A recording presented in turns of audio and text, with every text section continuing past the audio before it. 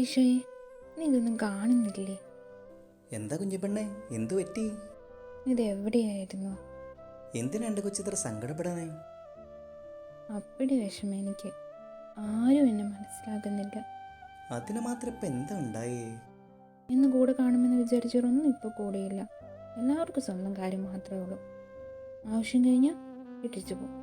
എൻ്റെ കുഞ്ഞിനത് സഹിക്കാൻ പറ്റുന്നില്ലല്ലേ? ഇന്ന് നിനക്കറിയാലോ, ആരെങ്കിലും ആയിട്ടൊന്ന് കമ്പനി ആയിക്കഴിഞ്ഞാൽ അവരുടെ ചെറിയ അകൽച്ച പോലും എനിക്ക് ഒരുപാട് വിഷമം ഉണ്ടാക്കും. അറിയാം അറിയാം എൻ്റെ കുഞ്ഞിപ്പെണ്ണേ. ഇങ്ങനെ ഇടിച്ചുകൊണ്ടിരിക്കാതെ എന്നെ ഒന്ന് ആശ്വസിപ്പിച്ചുകൂടെ നിനക്ക്? അല്ലെങ്കിലും ആർക്കും വേണ്ടാത്തപ്പോൾ ആണല്ലോ നീ എൻ്റെ അടുത്ത് വരുന്നേ. ശവത്തി കുത്തല്ലേ ഈശോയെ. നിന്റെ സങ്കടം എന്ന് പറഞ്ഞാൽ അത് എൻ്റെയും കൂടെ അല്ലേ? എൻ്റെ കൊച്ചൊരു കാര്യം മനസ്സിൽ സൂക്ഷിക്കണം. എല്ലാവരും എപ്പോഴും നമ്മുടെ കൂടെ കാണണമെന്നില്ല. എൻ്റെ കാര്യം തന്നെ നോക്ക്. 3 വർഷം കൂടെ നടന്നിട്ടും ഒരാപത്ത് വന്നപ്പോൾ ഒറ്റ എണ്ണം കൂടെ ഉണ്ടായില്ല. തുടങ്ങി ഫ്ലാഷ് ബാക്ക്. ഓ പുച്ഛം. എന്നാൽ നമ്മളങ്ങ് പോയേക്കുക. അപ്പോഴെങ്കിൽ വേണമെങ്കിയോ അതുകൂടെ പറയണ്ടേ ഈശോയെ. അങ്ങനെ വഴിക്ക് വാ.